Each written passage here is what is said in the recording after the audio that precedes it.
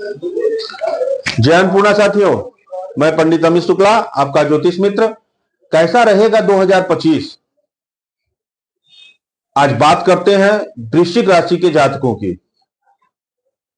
वृश्चिक राशि के जातकों की के संदर्भ में बात करें उससे पहले आप सभी से विनम्र निवेदन है कि यदि आप हमारे चैनल पे नए हैं तो हमारे चैनल को सब्सक्राइब करें, और यदि आपको हमारी वीडियो अच्छी लगे तो वीडियो को लाइक और शेयर करें। वृश्चिक राशि वाले जातक, बात करते हैं इनके स्वास्थ्य की। स्वास्थ्य के संदर्भ में वृश्चिक राशि वालों, आप लोगों को बहुत ही सावधान और सचेत रहने की जरूरत है, विशेषकर उन लोगों को जिनको बीपी और शुगर या जिनका कोलेस्ट्रॉल बढ़ा हुआ है। आपको अपने लाइफ स्टाइल को चेंज करने की जरूरत है। आपको अपने लाइफ स्टाइल में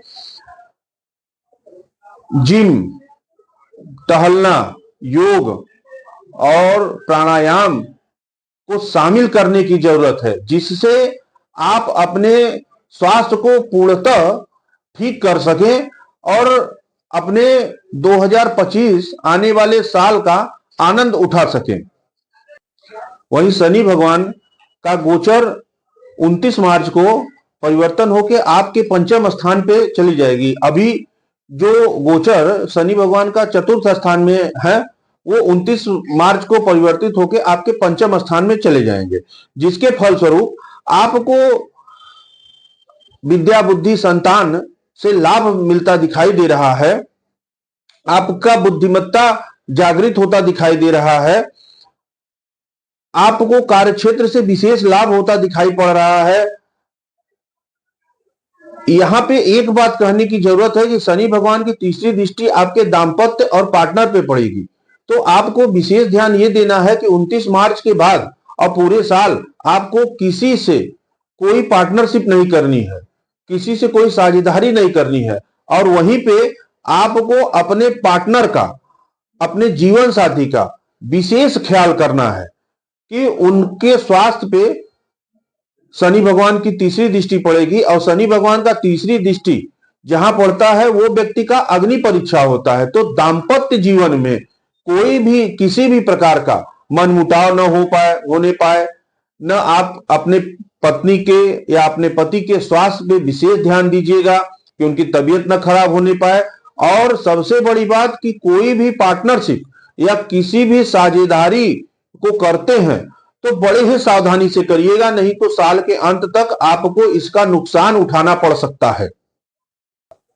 शनि गोचर से सप्तम दृष्टि आपके आय भाव पे पड़ेगी, जिससे आपके आय में वृद्धि होगी, और दसम दृष्टि आपके धन भाव पे पड़ेगी, जिससे आपको धन बचाने का, धन संचय करने का योग बनता हुआ दिखाई दे रहा है। परंतु यहां एक विशेष दिक्कत यह दिखाई पड़ रही है कि आपको अपने शब्दों पे बहुत विशेष ध्यान देना है। आपके शब्द कटु वचन में बदलते दिखाई दे रहे हैं। आप अपने कार्य क्षेत्र में अपने अधिकारियों को, अपने बॉस को, अपने साथ काम करने वाले व्यक्ति को अगर बुरा बोलेंगे या उनका बेइज्जती करेंगे, उनको नीचा दिखाने का प्रयास करेंगे, तो ये आपको बहुत भारी पड़ सकता है। इस वर्ष आपको विशेष ध्यान अपने शब्दों पे रखना है।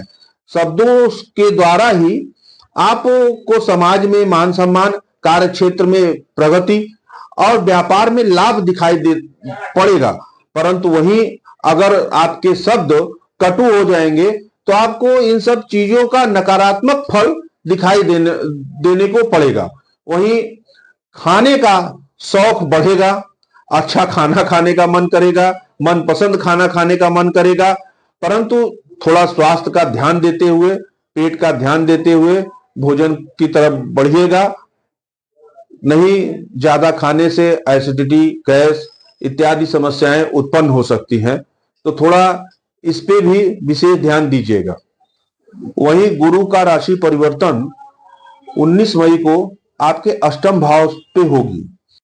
एक तो वृश्चिक राशि के जातकों का खुद बहुत ही रहस्यमयी और आकर्षक, चुंबकीय इनका व्यक्तित्व होता है।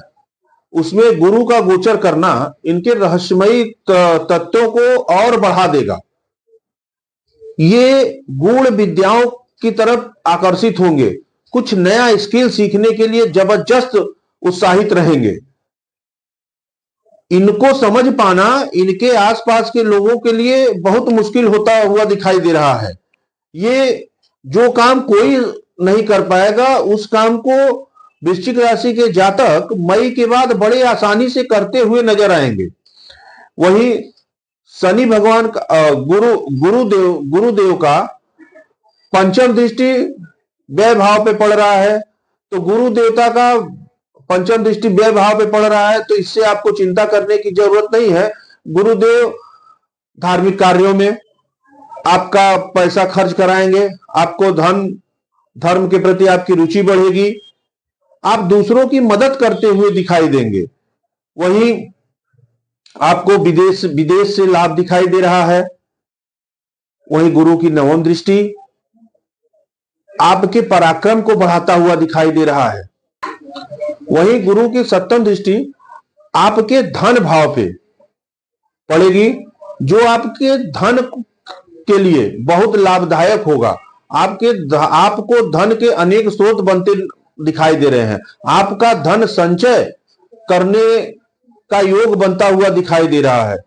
वहीं मई महीने में मंगल आपके, वहीं गुरु की सप्तम दृष्टि आपके धन स्थान पे पड़ेगी, जो आपको धन प्राप्त करने में और धन संचय करने में बहुत सहायक होगी। आपको प्रचुर मात्रा में धन प्राप्त होता दिखाई दे रहा है। नवम दृष्टि आपके भूमि भवन स्थान पे पड़ रहा है, जिसके फलस्वरूप मई के बाद यदि आप कोई गाड़ी या घर बनाने का सपना देखे हैं तो वह इस साल पूरा होता हुआ दिखाई दे रहा है। वही बात करते हैं राहु और केतु के गोचर से, तो राहु और केतु के गोचर से आपको आपके कार्य क्षेत्र में लाभ दिखाई दे रहा है। आपके कार्य क्षेत्र में आपको पदोन्नति करता हुआ दिखाई दे रहा है, आपको व्यापार में लाभ होता दिखाई दे रहा है।